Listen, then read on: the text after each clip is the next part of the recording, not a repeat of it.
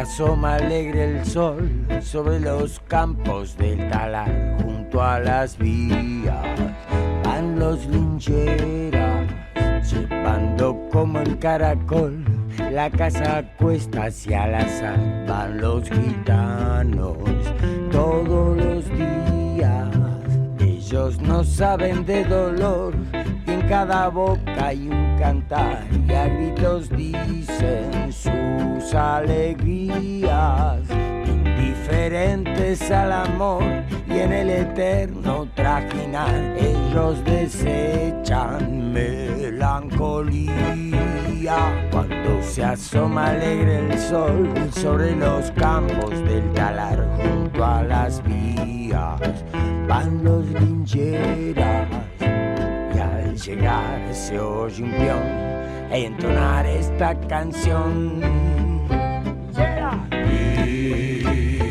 Linchera soy, corro el mundo y no sé a dónde voy.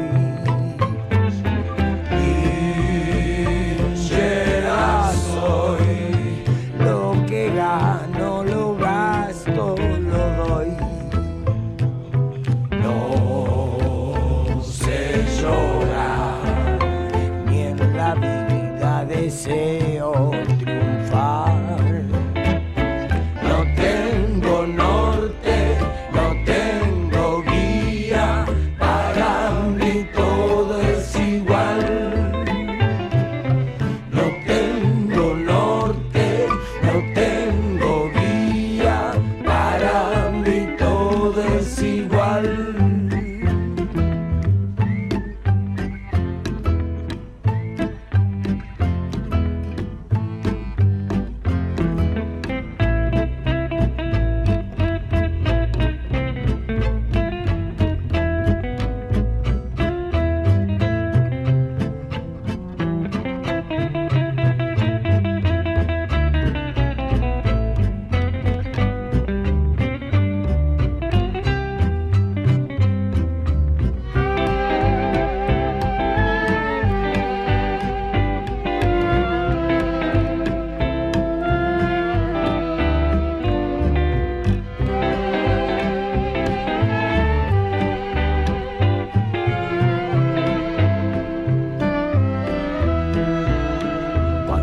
Asoma alegre el sol sobre los campos del talar, junto a las vías van los lincheras, y al llegar se oye un peón entonar esta canción.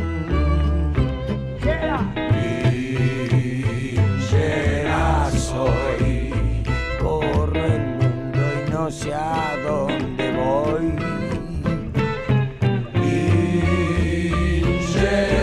Soy, lo que gano lo gasto, lo doy.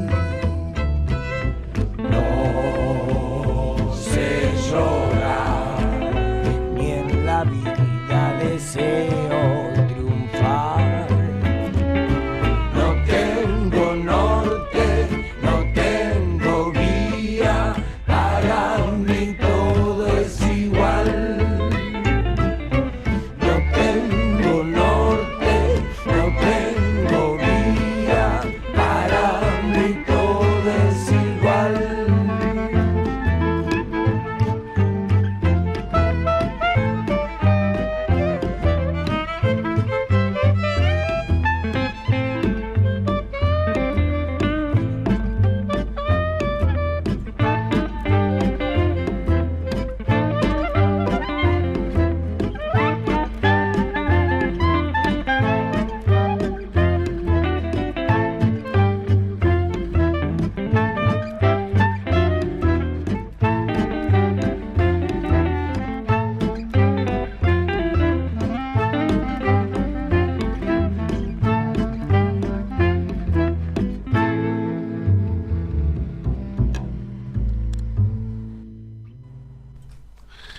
La canción del linchera. Hoy la canción del linchera, aprovechando que nuestro oyente Facundo lo pidió, y la verdad que quedó hermoso en el contexto de nuestro programa. se transforma en la carta de presentación de nuestro amigo Carlitos Solero, porque mientras estábamos acá disfrutando ya con Solero dentro del estudio, me dice, escuchá esta canción, lo que es, canción del Linchera, una preciosura, así que bueno, te damos la bienvenida con esta melodía, así después en tu recorte te queda ahí un poquito los sonidos de canción del Linchera. ¿Querés decir algo al respecto? ¿Una canción que te remite a algún pensamiento, recuerdo, vivencia personal? Carlitos, buen día. Así es, buenos días Aldo y audiencia. Sí, a varias cosas. Esta canción, los versos le fueron atribuidos al anarquista Alberto Giraldo, Ajá. dramaturgo, poeta y periodista, que dirigió durante varios años el periódico La Protesta, que había sido La Protesta Humana, que era el vocero oficioso de la Federación Obrera Regional Argentina. Uh-huh. También me evoca a Antonio Tormo, que la cantaba, y bueno, a Daniel Melingo, de quien se apagó su vida, y es algo que realmente lamentamos mucho, porque nos parece un artista integral. Uh-huh. Creo que Melingo no solamente era un cantante, clarinetista, sí que estuvo en el grupo de rock Los Twists, cosa que me sorprende. Sí. No me sorprende ingratamente, pero me sorprende. Se ve que era polifacético e inquietador Daniel Melingo. El otro día lo vi. Sí, porque fue, o sea, tiene una lógica, por suerte, tiene, ¿no?, una lógica, porque fue una banda disruptiva en la historia de los 80 del rock. Y Melingo era disruptivo. Claro. No, vamos a hablar de otro disruptivo hoy, que es David Boris Viñas. Mejor dicho, Boris David Viñas. Ajá. Boris David Viñas, ensayista, dramaturgo, crítico literario, militante de la vida y militante social. Escribió en el año 1958 una novela que se llama Los Dueños de la Tierra, que es apasionante porque aborda un tema central, que es el tema del latifundio. Sí.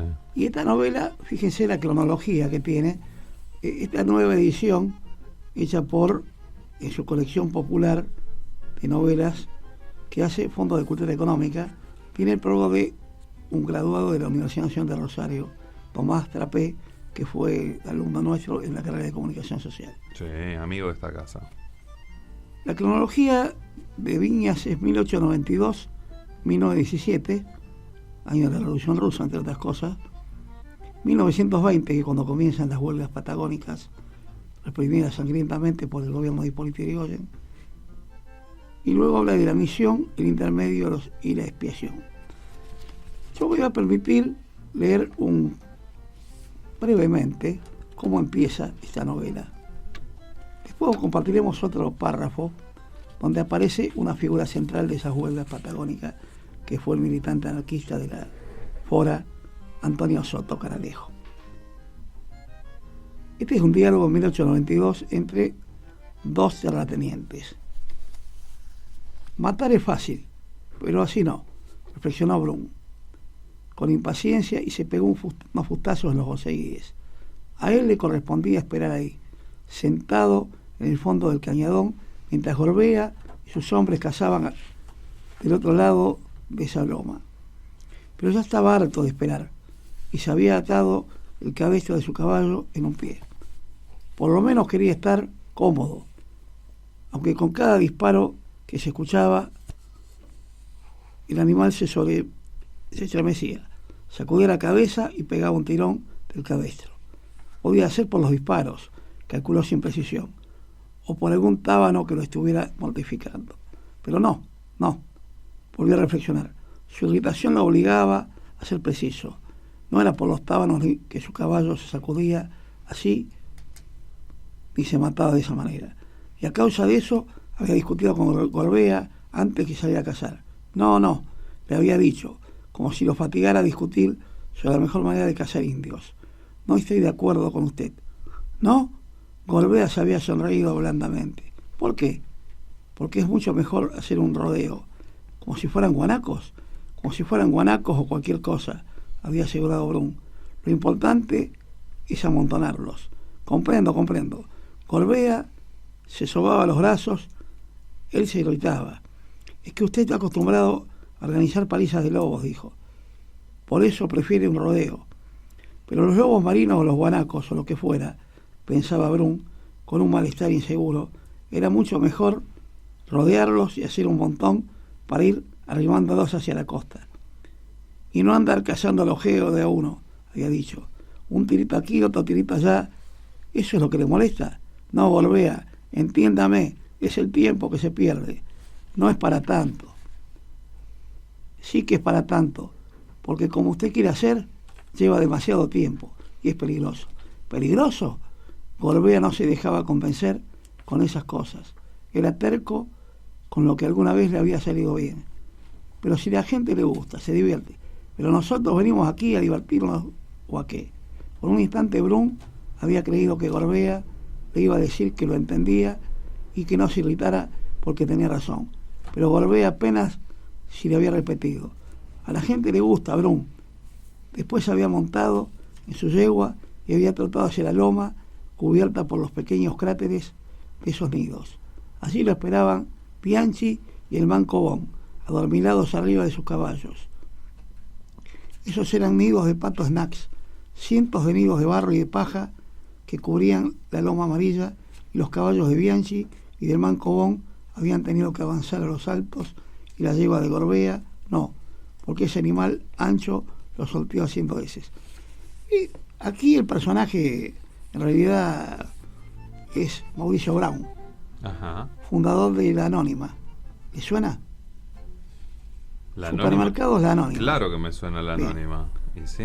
Después se asoció con Betty, entonces eran los Menéndez Betty, Ujú. grandes terratenientes Sí, claro. en la Patagonia. Poderosos. Habían contratado a un personaje de leyenda, Butch Cassidy, no por eso menos cruel. Claro. Primero pagaba Mauricio Brown por Oreja de Indio, Ujú.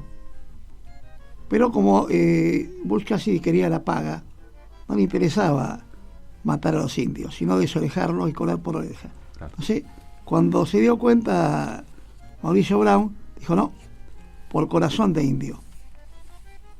Entonces está la pila de corazones, frente a la pila de corazones le pagaba a Butch Cassidy, un bandido que había venido del norte de América. Ujú. No sé si le suena. Sí, claro que sí. Bien. Bueno, hay mucha bibliografía, el cine también. No ha digo porque llevado. lo puedes hacer con personajes pintorescos, ¿no? Que en realidad de simpático no tiene nada. Un dato antes de pasar a la música. A ver.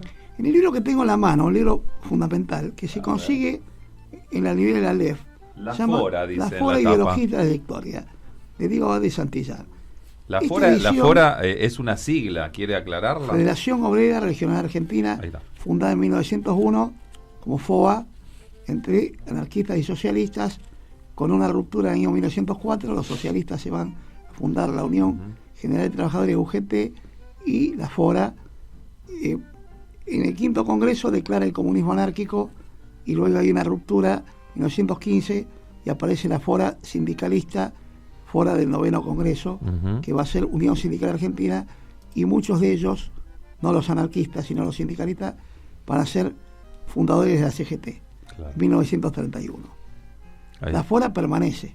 Un guiño a la audiencia, se dan cuenta por qué nos pareció pertinente ligar a este micro de Solero la canción del Linchera, ¿no? Exactamente, Todo porque tiene los que ver con lincheras todo. en realidad eran militantes anarquistas que después de 1930 viajaban como crotos Claro. a ser peones golondrina.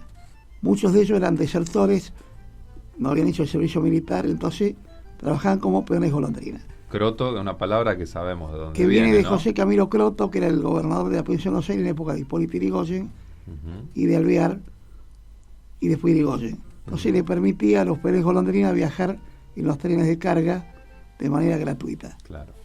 Es un decir. Tiene un prólogo muy importante esta edición de Editorial Proyección, que originalmente la hizo Nervio y luego Proyección la hizo en 1971. Ajá.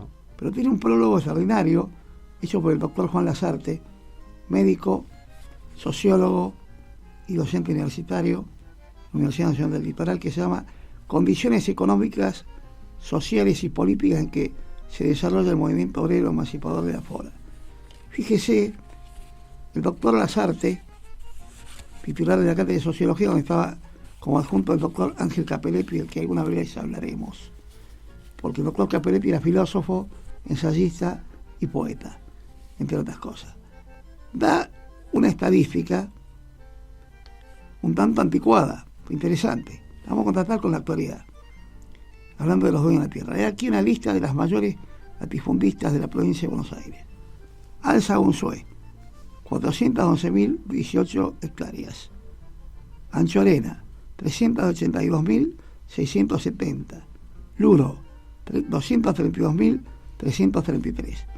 Pereira y Iraola, 191.218. Pradore, 187.034. Guerrero, 182.449. Leluar, 181.036. Graciarena, 155.687. Dugan, 121.041. Pereda, 122.205. Dubois, 113.334. Suberbühler, 105.295. Santa Marina, 158.684. Martínez de Oz, 101.256. Me suena ese apellido. Efectivamente, los Martínez de Oz, que su fundación originaria es el tráfico de esclavos. Ujú. El primer Martínez de Oz votó a favor de que se creara el Virrey Cisneros, Ujú. junto con el obispo Lue y un tal Venegas Lynch. También me suena ese apellido. Efectivamente. Vamos a ver la actualidad y pasamos al tema musical. Ah, pensé que me estaba hablando de la actualidad. No, la actualidad. Dijo Venegas Lynch. En un Dijo, artículo pensé que publicado hablaba en el del diario diario. Perfil Sí.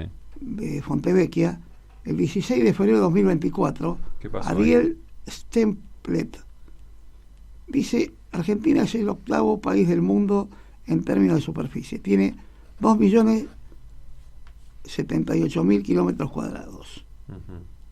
que van desde el gélido clima antártico hasta la aridez de la Quiaca, sin dejar de lado los productivos campos de la llanura pampeana.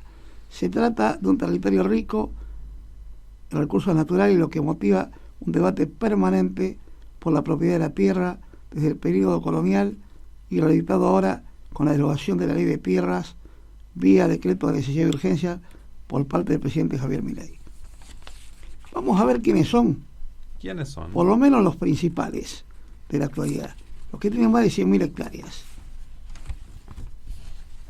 Veamos, primero, mi inglés es muy malo, ¿Está en orden alfabético? No. ¿O en cantidad de hectáreas? Digo, porque si no busquen la no, R, está en si cantidad de hay hectáreas. algún rufinengo que quería preguntar. No, en cantidad de hectáreas. Pero no hay ningún rufinengo. High Look Group, no. Solero tampoco.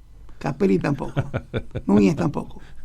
Primero, High Look Group, Argentina. Sí. 1.148.000 hectáreas. Bien. Es una empresa privada de capitales chinos dedicada a la extracción de petróleo, crudo y gas natural. Ujú. Tiene 2 concesiones ubicadas en Salta, Chirete 50 y 50 con Pampa Energía, y 2 bloques de explotación, Morillo y Tartagal Oriental.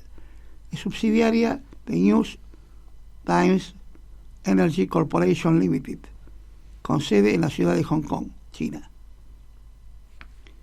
Segundo, el grupo Benetton, 920.000 hectáreas.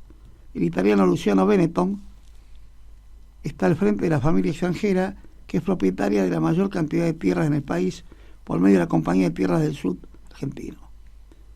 Posee 920.000 hectáreas en Cherichubut, Santa Cruz, Río Negro y Buenos Aires. De ese total, según el perfil corporativo, 350.000 hectáreas corresponden a las estancias de Leque, Montoso en Chubut, Maitén en Chubut y Río Negro, y Picareñú en Río Negro, donde se producen 390.000 kilos de lana por año. Tiene 100.000 cabezas de ganado ovino, merino, 8.600 cabezas bovinas, Hereford, y el grupo se completa con las estancias Coronel y Cóndor en Santa Cruz y Santa Marta en Buenos Aires. Siembran trigo, girasol y soja. Entre las empresas argentinas con mayor cantidad de hectáreas también están Eduardo Elstein de IRSA, Eduardo Urnequian, Corporación América. Tercera, Lithium, se llama Integra Lithium, 573.000 hectáreas. Integra Lithium es una de las empresas del conglomerado presidido por José Luis Manzano, además de su participación en empresas energéticas y de medios de comunicación. Este funcionario del gobierno de Carlos Menem está involucrado en uno de los recursos que concentra mayor interés económico en el mundo del litio. Esta firma señala en un perfil que también tiene interés económico sobre otros dos recursos, el cobre y el níquel. La empresa tiene 3 proyectos con la concesión de 573.000 hectáreas, y en 496.000 de ellas están las conocidas almueras, mediante las cuales se alcanza el contenido de litio por medio de un proceso de evaporación. De ese total, 14.000 hectáreas están ubicadas en la provincia de Jujuy, 149.000 en Catamarca y 333.000 en La Rioja. De acuerdo a estos datos disponibles en el sitio integralithium.com, también suma un proyecto de extracción de roca dura de 27.000 hectáreas en Catamarca. Ahora podemos pasar al primer tema musical, que se llama Cuando tenga la tierra. La poesía es de Ariel Petrocelli, salteño, y la música es de Daniel Toro. Y lo interpreta Mercedes Sosa. Lo necesitamos. A ver, ¿qué suena? Cuando tenga la tierra, sembraré las palabras que mi padre, Martín Fierro, puso al viento. Cuando tenga la tierra, la tendrán los que luchan, los maestros, los hacheros, los obreros. Cuando tenga la tierra, te lo juro, semilla, que la vida será un dulce racimo, y en el mar de las uvas nuestro vino.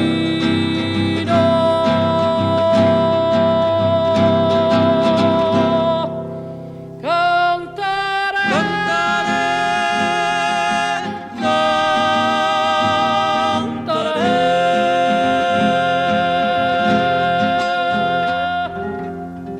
cuando tenga la tierra, le daré a las estrellas astronautas de trigales, luna nueva. Cuando tenga la tierra, formaré con los grillos una orquesta donde canten los que piensan. Cuando tenga la tierra, te lo juro, semilla, que la vida será un dulce racimo, y en el mar de las uvas nuestro vino.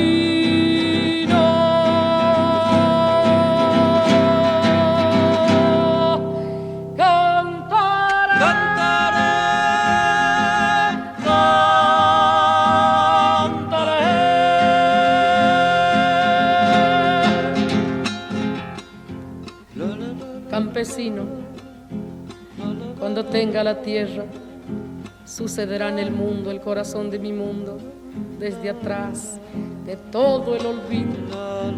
Secaré con mis lágrimas todo el horror de la lástima, y por fin te veré, campesino, campesino, campesino, campesino. Vengo a mirar la noche que nos acostamos para ser los hijos. Campesino, cuando tenga la tierra, le pondré la luna en el bolsillo y saldré a pasear con los árboles y el silencio, y los hombres y las mujeres conmigo. Cantaré, cantaré,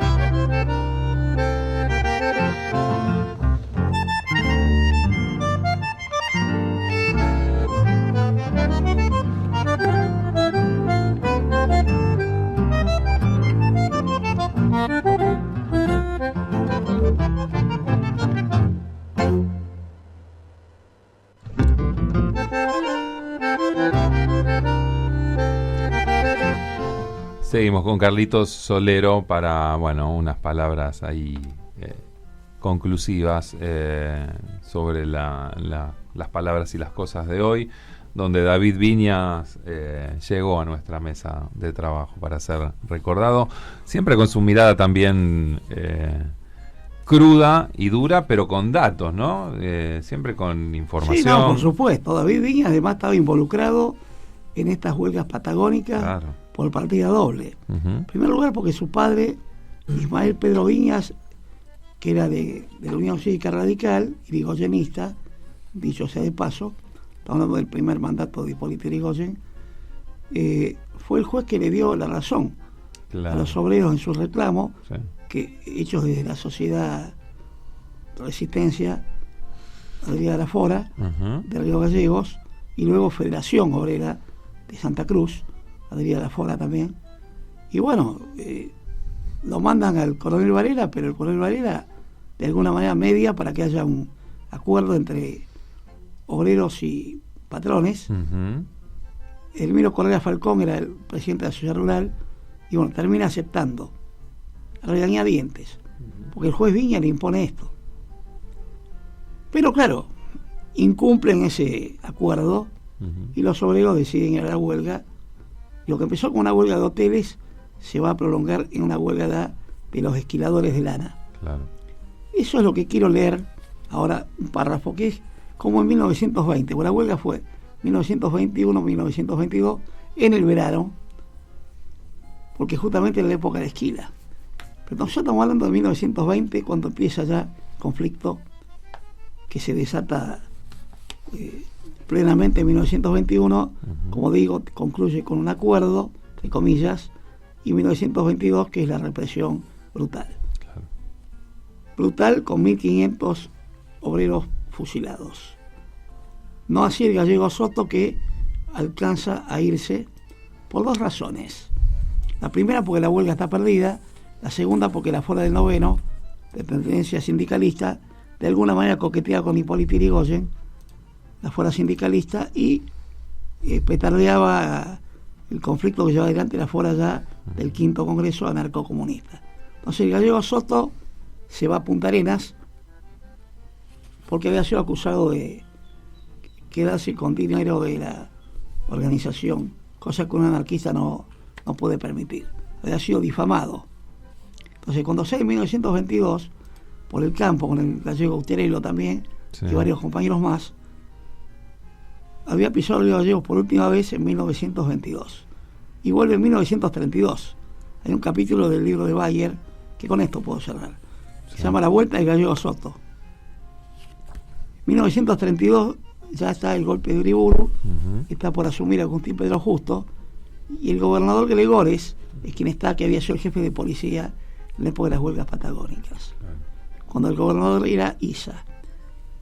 Llega el gallego Soto a Río Gallegos y se para arriba de una silla en la puerta de una tienda en la calle principal, intersección de las principales calles de Río Gallegos, y a 20 gallegos testarudos como él, anarquistas como él, empieza a hacer un discurso explicándole por qué se había ido, que no solamente han perdido la huelga, entre otras cosas por el sabotaje de la Fora del Noveno, dirigentes de la Fora del Noveno, desde Buenos Aires, en la propia Santa Cruz, que no se había quedado con nada.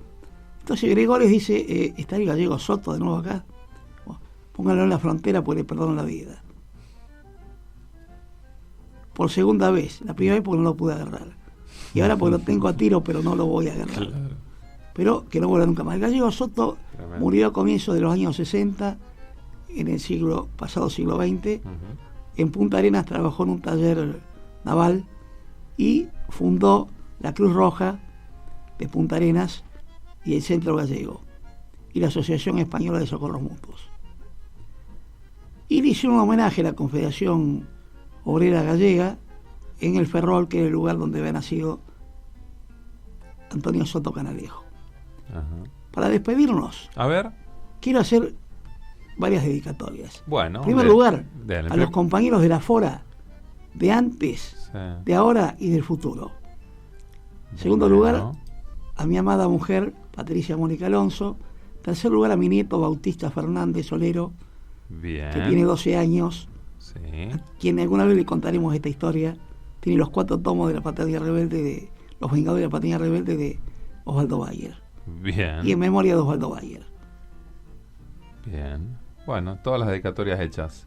A Susana Vidal, Agregamos. maestra y bibliotecaria, compañera libertaria. Pensé que por ahí también se le iba a dedicar a la selección argentina de fútbol que hoy juega. No, de ninguna manera, no me interesa el tema. Usted no está mirando el mundial. No, sí lo miro, por supuesto que lo miro. Lo mira.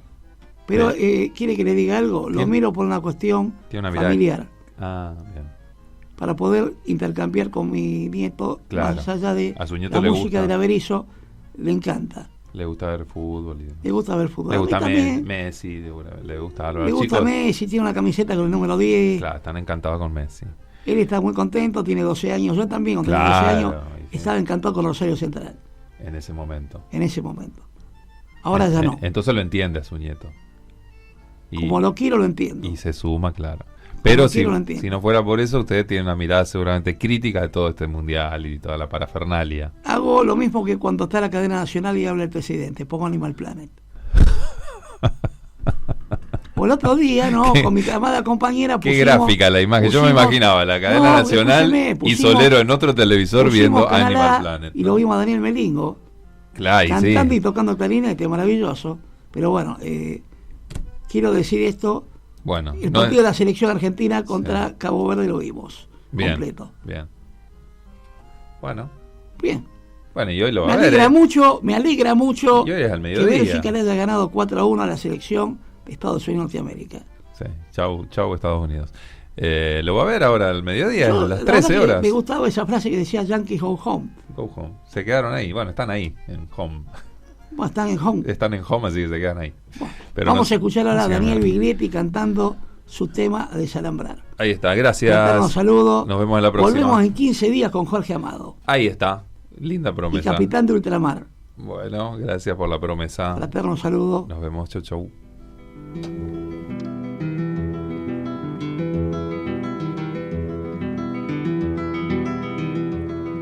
Yo pregunto a los presentes